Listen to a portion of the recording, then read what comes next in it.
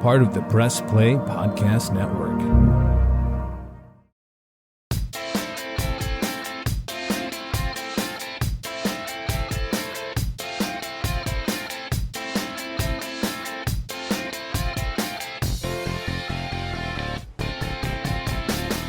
Whistles it down to the 35.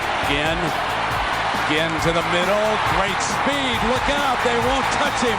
One man to beat. Touchdown, Ohio State. Ginn, he thought Holmes was going to step over. Then he makes the catch on it. Ginn swings free. Look out now. Can Finley get an angle? Down the sideline. Forget about it. This baby's over, this race. The Browns. Second down, powering ahead. Great fake. Wide open. Ginn. Touchdown, Ohio State. Hi, everyone. Thanks for tuning in to Sabol Brothers on the Baseline Podcast right here on the Press Play Podcast Network. I'm one of your hosts, John Sabol.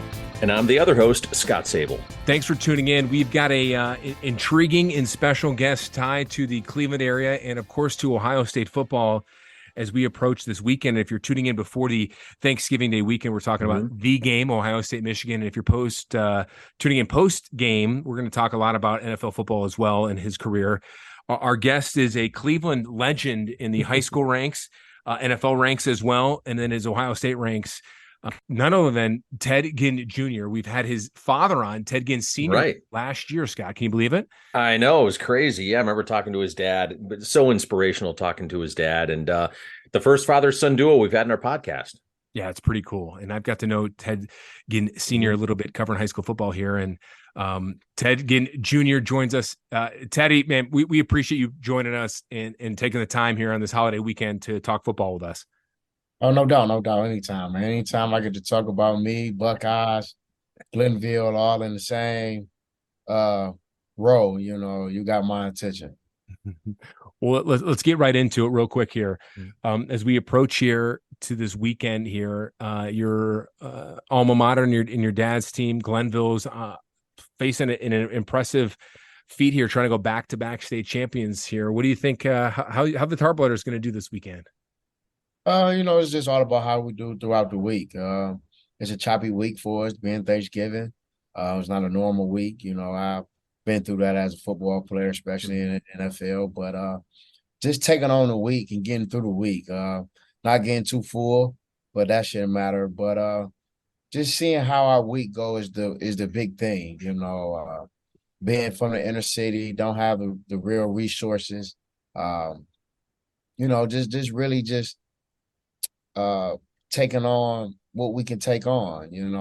It's always a challenge week in and week out, but Glenville is at a point right now where I don't think no team can beat us. I think we beat ourselves, and that all starts, like I said at the beginning of this, it all starts at the beginning of the week, and the things that you do throughout the week will help you win the ball game. And that's I'm a fair believer of that, and with them going on the road that they've been on this year and the ups and downs that they have, going from 15-0 last year to, losing 3 games this year. It's been a up and down situation, but we already know that we got a 6-week program that we got to put together and accomplish. And we're 4 weeks in right now, and we're moving at the such as we want it, and we're just going to enjoy and just keep doing it. Mm-hmm. I remember, talking to your dad, my brother and I, and, initially he's such a soft-spoken guy, but then you can kind of see there's that intensity behind that, and he has that magnetic personality. When you talk to him, you can't help but listen, at least as an outsider. How was it having him as your dad growing up, and what did you learn from him? If you could pick 1 or 2 things that you learned from him that you took, in your career going forward, what were those? Oh, one was just learn how to listen. My dad can really go. He can really talk. So the biggest thing is learning how to listen. And that made me be able to go and take on the things that I took on at The Ohio State University, and then be able to be a 14-year retired NFL player was all about learning how to listen, learning how to speak when spoken to. And that actually plays a part in being a team player, knowing when to say things and knowing when not to say things, and listening to what's going on around you to know how to move. That's the biggest thing that he always taught me was to be observant, and when you come in a room, the loud person is not always the person that you want to be. And sometimes the quiet person is not always the person that you want to be. But a person that know how to control the room in his own way is the person that you wanted to be. So I just always try to be that person that come in and control the room in a way that I know how, and half of it is listening and half of it is talking. And I think that's the purpose in life, and with him being my dad and seeing him start this thing as I was a kid, and I'm talking about not 1997. I'm talking about 85, 86. 87, I can remember 88 teams, you know what I'm saying, and guys who played on that and what the JV teams look like. I can remember that. I was a mascot at one point in time.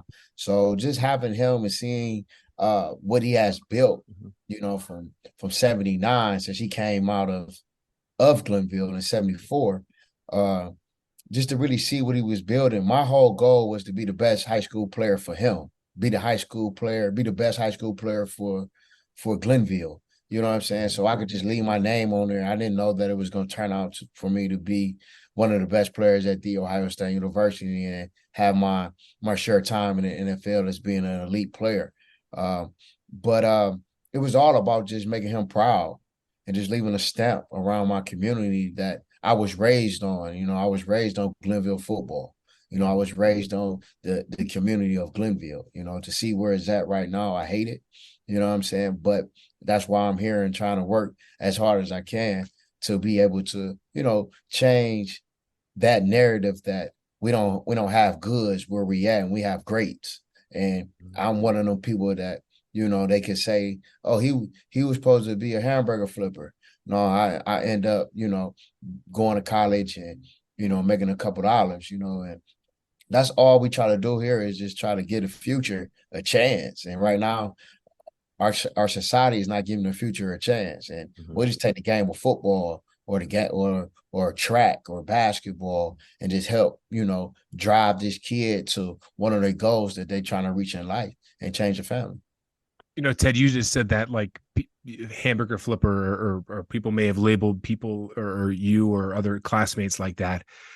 When you hear that as such a 16, 17, 18-year-old kid, how much does that drive you to I don't necessarily dismay their opinions, but just to prove them wrong? Well, I think right now it's too late. By the time you're 17, 18, the kids is kind of like almost close to almost succeeding what they're saying. You know what I'm saying? Their opportunities is almost coming out. I was in the 5th grade when somebody told me I was going to be a hamburger flipper. What's that, 10, 11 years old? A different timing of where I could change that narrative. Now at 18, it's hard to go change that narrative because I done played around for 4 or 5 years, where at 14, if I get told I'm going to be a hamburger flipper, but now at 18, I can change it. But at 18, it's just so hard because your next step, you don't have the support system that you have from 14 or from 10 or from 8 to 10 or whatever that teenage years are, the younger years are. You don't have that support system. You know what I'm saying? Once I turn 18, I start turning into the man that I'm supposed to be or the man that I want to be. And then that hurts my support system in some type of way because I don't listen. Then I feel like I don't have to listen. You know what I'm saying? And that support system going to always be there no matter how old you get. And that's something that I had to learn and something that I carry with me to the Ohio State or to the NFL was, without my mom and my dad, my wife, my kids, some of my best friends that I have right now, without their say, I can't really be who I am because they always keep me on the right path. That's my support system. So when I feel like I did everything right, and I think I did everything right, I got somebody there that can check me or tell me what I did wrong, where I can accept it. And that's what's going on with these kids nowadays is the acceptance of being wrong or the acceptance of changing the way of what somebody feel with you. Did you have a difficult time adjusting from going from being a successful football player at college, then the NFL, then to retirement? I know a lot of players have that hard adjustment. How was the adjustment for you overall? Well, like I said, leaving out of high school, I went from one household to the same household. That was so good about going to the Ohio State University and having a guy like Jim Tressel there that, you know, a lot of coaches say certain things and change up once you get on campus. One thing for me, I can really say that nobody never really changed up. If anything, I did. You know what I'm saying? And that was for the betterment of me, but that was the biggest thing about really picking my school. I had Michigan, I had USC, I had Miami, I had all the top schools that you would want to go to. But after football, while I'm playing football, the support system that I had with the Ohio State University, you can see how it carried long term with my high school.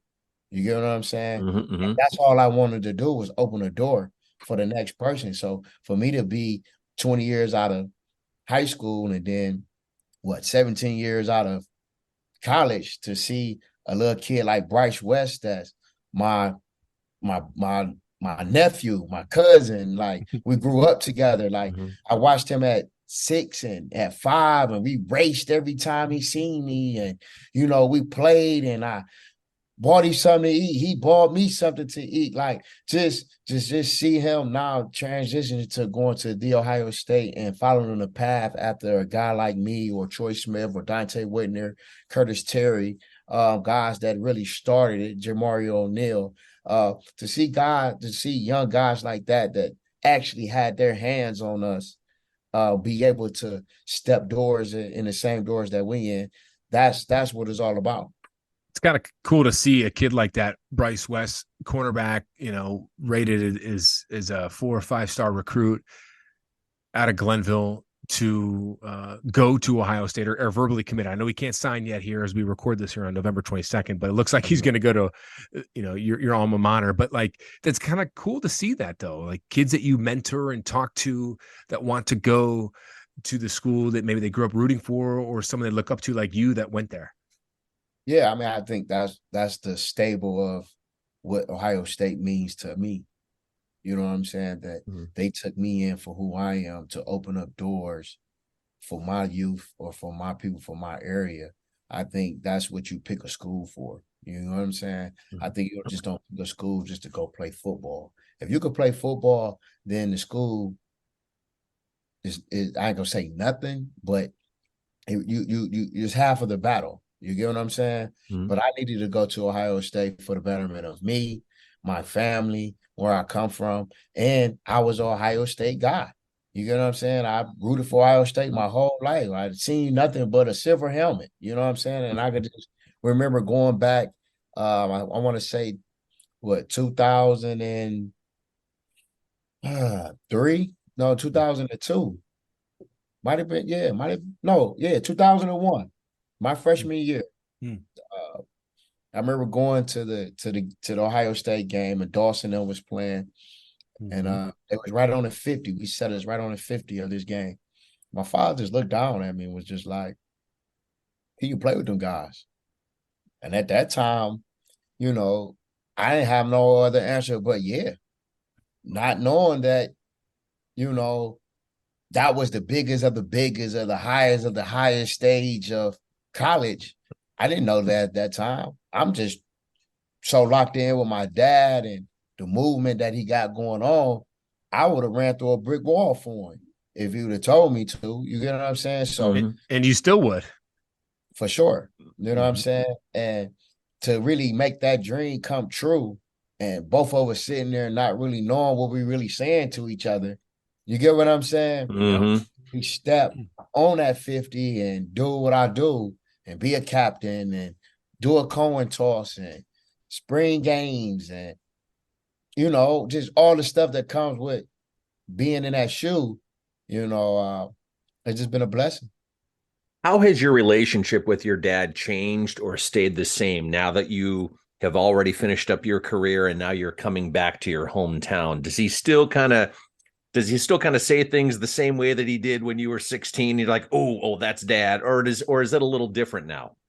Oh yeah, he's still the same guy. And I think that's where they get misconstrued by he's still the same guy. Mm-hmm. Like, you know what I'm saying? If Mm-hmm. he changed, then this thing is totally screwed. You get what I'm saying? So Mm-hmm. with him being the stable and being real to his tradition of how he do things, you know what I'm saying? It just makes me just fall back in line. You get what I'm saying? Because Sure. now I can see what is really going on. You get what I'm saying? And Mm-hmm. half of the time is you just don't believe in what he's saying. And the difference of 20 years ago is we believed everything he said. Even if it was right or wrong, you still believed it. Like, you get what I'm saying? And you went out and you tried it for the betterment of you. You didn't try it because it worked for him, or you didn't try it because it worked for her. You tried it because it worked for you. And then if it didn't work for you, he either figure out another way for it to work, or you figure out a way for it to work to make it go. But everybody that stayed down with the plan, you see them. They shining. Everybody that went away from the plan, you see what's going on. That's the best way that I can put it, is I always been a plan guy, but I did it my way. Mm-hmm. You get what I'm saying? And that's where these kids these days have to figure out, is how to be the plan guy, but you still have to do it your way, because everybody can't do it the same. Y'all two talk show people. Y'all don't talk the same. Y'all don't act the same. Y'all don't do nothing, but y'all show is great. You get what I'm saying? Mm-hmm. So it's the same way with a player. Like, every player don't run the slant the same way. So that's why that quarterback has to figure out how to throw it. You get what I'm saying? And that never changed. Sure. So pops never changed in a sense. Yeah, it's been a joy and a pleasure and an honor to get to know your dad a little bit the last few years since I've been back to Cleveland and covering Glenville and talking with him. And I know my brothers talked with him a few times. We had him on the podcast, and he is just a wealth of knowledge, but a guy that has so many different life messages that no matter where you are in your life or where your career or where you grew up, you can take those life messages and apply it to your current life. And it is just so valuable to people. And I'm so glad to see Glenville last year win the state title and win the state title in track. And they always have been, and to see your dad get the recognition that he deserves on the field, but off the field, I think it's just been even bigger. And on top of that, John, he talked about, he had health issues too, and he still stayed positive. I mean, with all that, I mean, that's there's something to be said there. Absolutely.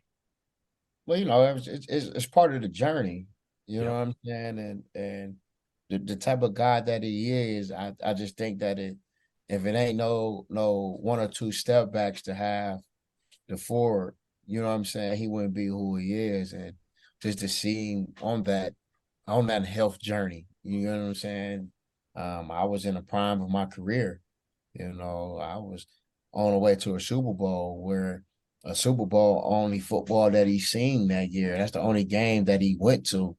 And that's a blessing of me. That's the only blessing that I could have gave him that year, because my job didn't allow me to go spend 90 days with him in a hospital. It's routed that way. My job didn't allow me to go and care for him like a son supposed to.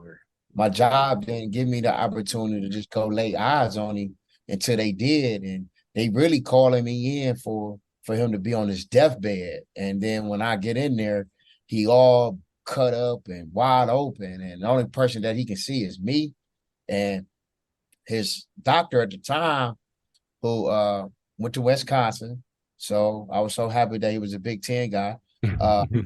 But, he came out and he said, I've been around your dad for the last 67, however many days he been in there. He couldn't really recognize a lot of people. But when you walked in, for him to be able to recognize you like that, you get what I'm saying? Mm-hmm. That was just the only blessing that I could do. And I didn't tell anybody I was coming. Me and my wife just popped up. I got a phone call from one of my cousins, and she said, come on. You know what I'm saying? And I just left, and he hit the ground running from that point on. And if you hear him say, he say, I'm on extra time right now. You know what I'm saying? Because a lot of people that was in that same predicament that he was in is gone. You know what I'm saying? I mean, one of our friends, David Lighty, him and my dad and his mom went to the same church, was in the same hospital, fighting the same thing. And then, Miss Lighty go and my dad be a survivor. Like, that's not easy. That's not, how it's supposed to go. You know what I'm saying? So to have that blessing of him still being here, it's hard to tell him stop kicking. It's hard to tell him stop coaching. It's hard to tell him to stop doing a lot of things because when he did stop, a lot of things weren't running the right way. And David Lighty, for all of our listeners who may not remember, was a standout Ohio State basketball player who was from Cleveland, was I think an underrated Ohio State basketball player during those Final Four runs. You know what he was underrated in? What's football. That? Football. Really? Yeah. David Lighty played behind me my whole life from community football all the way up till he went to St. Joe's. No kidding. Wow. What's David Lighty doing right now? I think David Lighty might have just came back over here. But he was overseas for a long time playing basketball. I mean, he stayed around the corner from him. Like, David Lighty's a real, we went to the same church at one point in time. Like, we've been family our whole life. And where do you see yourself 5-10 years from now? Do you see you still doing what you're doing? Do you see yourself going in a different direction? I know it's hard to look down the road, but I mean, it's so tough for me because the history right here is so big and it's so long and it's so in depth that, there's nobody else can really take it over but me, that what my father has done. So it's kind of hard to go and put yourself in certain deals where if something happened to him, where you got to be. You know what I'm saying? And as much love that he has for it, I have my personal love for Glenville High School or for my community that has raised me. You get what I'm saying? So right now, I do the Muni thing. I do the youth program. I have Ginn Elite where I do football, basketball, track, and cheerleading. And I just try to give them the best outlet that I can, hand to them with the support that I have around me. You know what I'm saying? That's just like right now I have 3 teams headed to Florida. And on December 1st, where they'll be playing the AYF Nationals. And they 8 years old, 10 years old, and 14 years old. You know what I'm saying? So we're looking for a lot of sponsorship in that right now.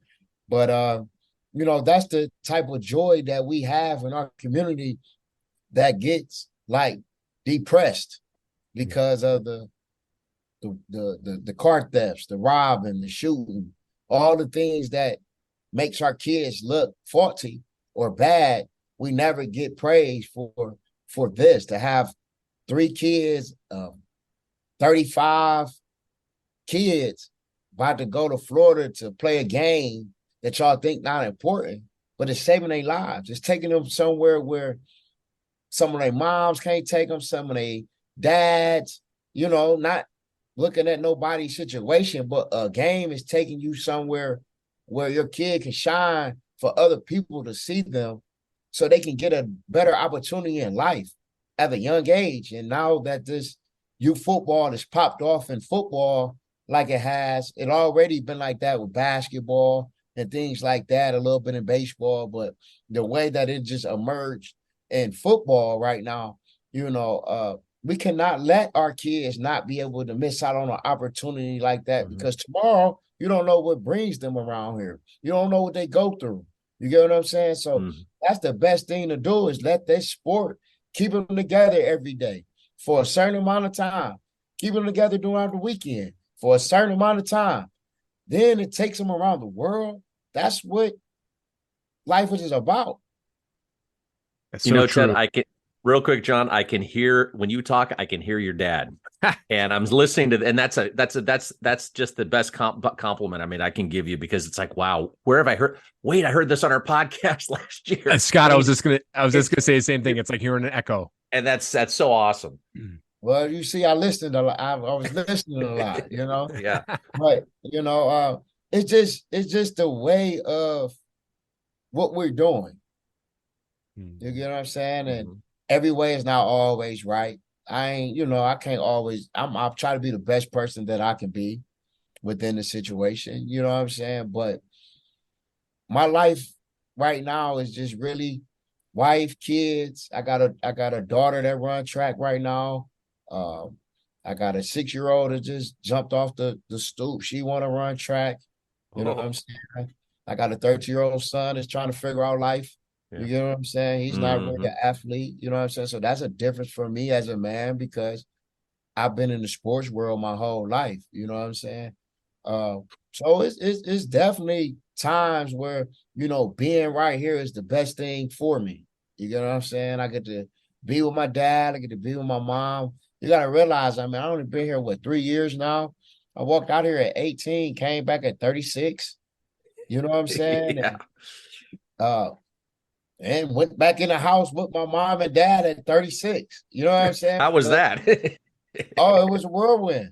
You know what I'm saying? I think we both was ready for each other to leave, But just going back in and experiencing that whole segment of being a kid, following different rules that you ain't been used to. You've been in your own home for a long time, and being respectful to things that you might not have to be respectful to in your home. You know what I'm saying? So it's been a great 3 years being right here. So, Ted, as we approach this weekend here, before we get into Ohio State, Michigan, I got to ask you a Browns question, because I know you grew up a Browns fan growing up in Cleveland. You played, 14 years in the NFL? Is that correct? Yes. Is that 14? Man, I as a Browns and a Buckeyes fan growing up, I wanted you desperately to don the orange helmet. Before we get into your career real quick, playing with the Panthers and the Dolphins, the Saints, Niners, Cardinals, I think you ended with the Bears. Was there ever an opportunity for you to play with the Browns? Yeah, I tried to get here. Yeah. I tried to get here a couple of times, but the one real time that I really tried to get here was when y'all got Dansby and Dante Whitner. So that would have been I'm guessing Dansby and Whitner. That was 2014, 2015, something like that. Yep. So that year you would that must have been between your free agent year of the Cardinals Panthers around that time. Yep, but I was the number one slot guy. I was coming in on third down, and all my catches was on third down. And I came, and the Browns actually called my agent and told them don't even worry about it, because all the local networks have put, y'all get the news, y'all the news. Yeah, right. You know what I'm saying? So y'all have put out, on all the different networks, little highlights of me being, released or whatever, and just didn't work out. No hard feelings. I was able to play in the stadium. I was able to play against the Browns. I'm might be 2-2, or I might be 1-2 against the Browns. Real quick, did you ever have a chance to go to the old stadium when you were little? Yes. Love to hear that. I had a brick. I remember when they knocked the stadium down. So I had a brick in my garage for a long time. Oh, cool. Where's that brick now? I hope it's still in there. We gotta call Ted Sr. and ask him where that brick of the old stadium is. We still got the garage. Mm-hmm. So yeah, but you got to realize I played muni ball. You played at halftime. Mm-hmm. I never had the opportunity to play at halftime, but I played muni. We used to go there and people used to play at halftime, and the Browns was a big deal. Yeah. What do you think about the Browns now? Deshaun Watson's done. They're in the driver's seat to, half game back as we record this behind the Ravens. What do you think they do the rest of the season? Favorable schedule going forward? We got a great defense. which we always have. You can't never take away. Even when I played in the league, defense was always in the top 15. That's big when you're in the NFL. To be number one, number two right now on the defensive side, that would really win championships. But we just figure out the quarterback situation and figure out how we want to call plays and get the right guys involved at the right time. We can really do something, especially, playing in these playoffs. And I'm not saying that we a real Super Bowl contender, you know what I'm saying? But we definitely playoff ready if we figure out what we want to do with our quarterback situation and believe in somebody and just play what they can do. I've been in that situation where you get a different guy in, or you get these couple weeks, you got this guy, and the biggest thing is just going in there as a receiver and just talking to him and asking him what you good at, what I'm good at, and we're gonna go out here and play a little backyard football right now and win a couple games. And then after a while, that coach gonna be like, "Great job." You get what I'm saying? But just really putting some support around whoever that you're gonna put in that position and doing the best that you're gonna do with them. And I see us just going as far as we can. All right, last question. We'll let you go.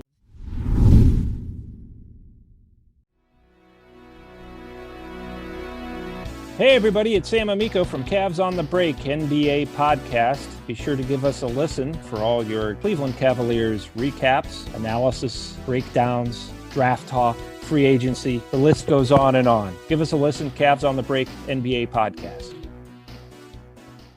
What's up, everyone? I'm Holly Wetzel. And I'm Tybus Powell. And we are your hosts of The Orange is Oranger, a Cleveland Browns podcast on the Press Play Podcast Network. We give you all the dog pound coverage that you'll need to get you through the regular season, hopeful postseason, and I'd say off-season, Tybus, but is there really ever an off-season for this team? Thankfully for our podcast, Holly, there really never is when it comes to the Cleveland Browns. Don't miss our breakdown of each week's matchup, game recaps, and any and all news out of Berea to feed your Browns appetite. As we know, Holly, dogs gotta eat. Yes, they do. So hit that subscribe button and never miss an episode of the Orange is Oranger, Cleveland Browns podcast on the Press Play Podcast Network. The R&R podcast going to be rocking and rolling with you because football season is underway. College, Ohio State, the Power Fives, the MAC, the Browns. Michael Regai, are you ready to rock and roll with some football? Kenny, I've been ready. This is our time of year. This is what R&R is all about. We're going to be with you every week. Kenny just said it, Browns, NFL, Ohio State centric. So you got to stay with us all fall and winter long here on R&R. That's right. The Regai and Rhoda podcast coming to you here on the Press Play Podcast Network. Subscribe now and don't miss a show. Offensive line gives Troy plenty of time. Goes deep, Ginn's wide open, folks. Touchdown. Here we go. Option. Here comes Ginn, looking for a run. There was a great block on the edge. Look out. He's going to take it to the house, folks. All right, big game this weekend, Ohio State against the team up north. I mean, you're probably going to watch it, I would assume. What do you think? How do you look at it? You know, what's no the pressure? There's no pressure on us.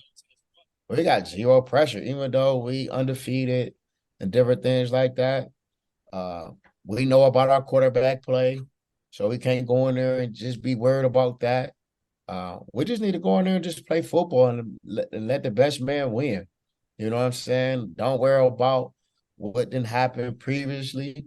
Right now, on this date and this time, on this year, is about Ohio State and Michigan, and just go out there and play football. We got to stop the run. That's one thing that we're going to have to do. If we can't stop the run, then that's going to limit us of being able to have an offense on the field. You get what I'm saying? Because Jim Harbaugh is going to run it down your throat and control the clock as much as he can. And when we get the ball, we have to do the same thing. Control the ball, run the clock, and keep that fast offense from being on the field or that methodic offense from coming out. You see what they did last week? They ran, 7 or 8 run plays at the end of the game to put them guys away. That's tough. When you don't never put the ball in the air, that's tough. You kill a clock, and you heard me on my last drive. I mean, he got a game plan. So really just going out and figuring out what we're gonna do with Marvin.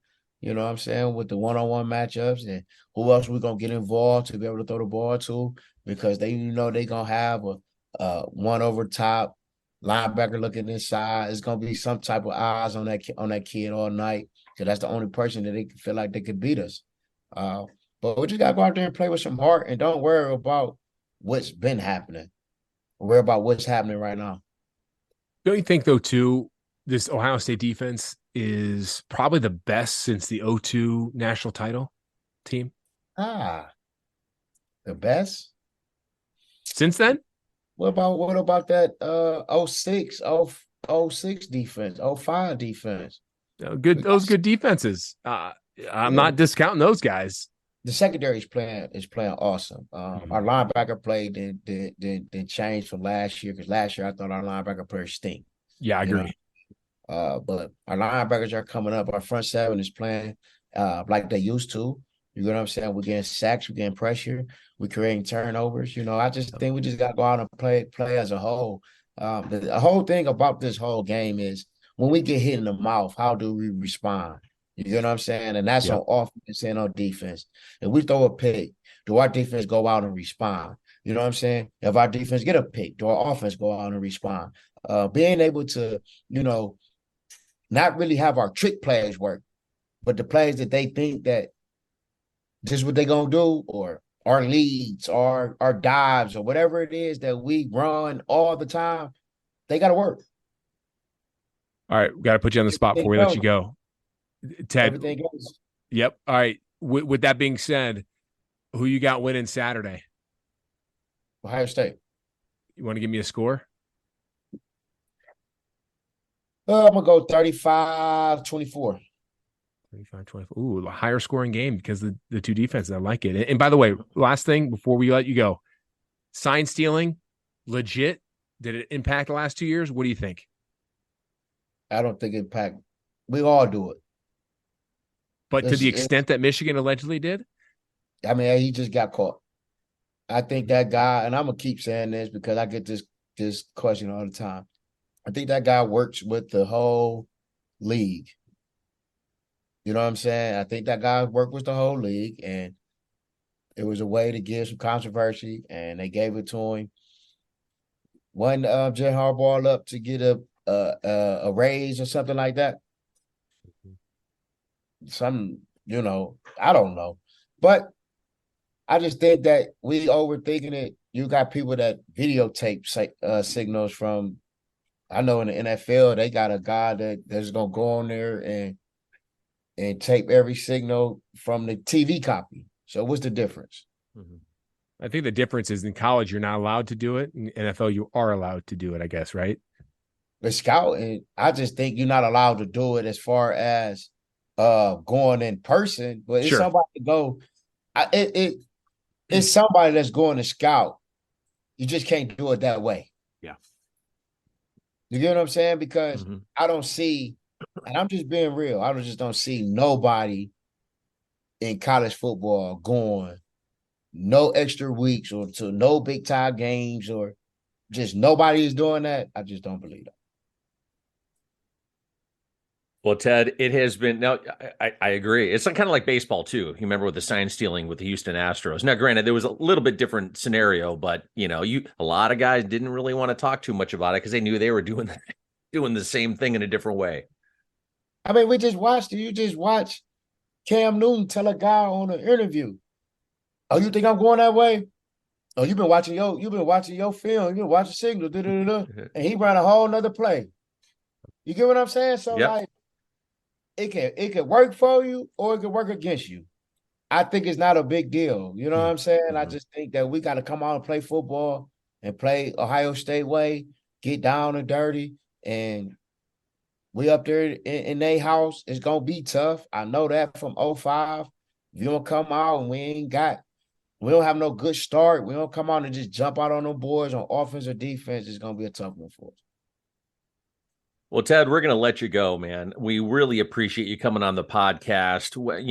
I tell you, give our best to your mom and dad and your family because, man, your dad is just an awesome guy. And, I have so many people at the station who I've worked with for over 20 years who talk about, keep your dad and hold your dad in this high regard and this Mount Olympus of people.